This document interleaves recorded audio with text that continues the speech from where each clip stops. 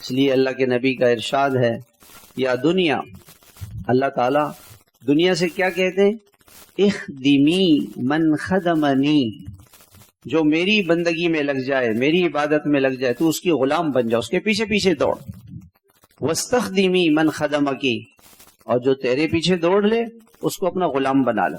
دفتر کے غلام 12 گھنٹے 14 گھنٹے غلامی میں گزر رہے ہیں، نہ نماز کا پتہ، نہ تہجد، نہ تلاوت، نہ ذکر، نہ گشت، نہ کوئی عمل نہیں، نہ سے روزہ، توفیق ہی نہیں مل رہی ہے دنیا کے اندر۔ ایسے دن رات منہمک ہیں، یہ نشہ ہے دنیا۔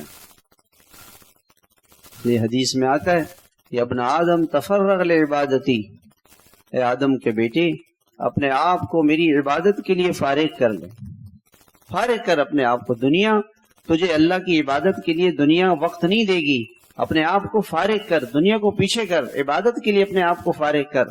املؤ صدرک غنن، تیرے دل کو بادشاہ بنا دوں گا، بادشاہوں کی طرح سے دل پرسکون ہوگا۔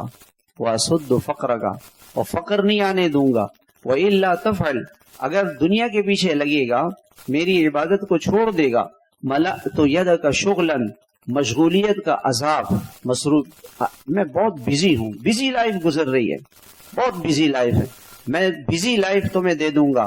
ولم اسد فقرک، اور فقر ختم نہیں ہوگا، کچھ نہیں ہے، کچھ نہیں مل، جس تاجر کے پاس دیکھو کچھ نہیں ہو رہا، کچھ بھی نہیں مل رہا ہے،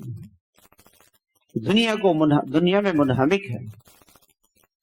تو میرے محترم بھائیوں، حیات طیبہ ایمان اور اعمال والوں کو ملے گی اخلاص پر، اور ایمان والوں کو ملے گی، کافر کو نہیں ملے گی۔ اخلاص کے ساتھ، پابندی کے ساتھ اعمال کرے تو اللہ تعالیٰ اس کو رزق حلال دیتے ہیں، اور اللہ تعالیٰ اس کے دل کو غنی کر دے، اللہ تعالیٰ اس کو قناعت دیتے ہیں۔ اور اگلی نعمت کیا ہے؟ وہ غنائے قلبی، دل دنیا کی کسی چیز کو نہیں چاہتا،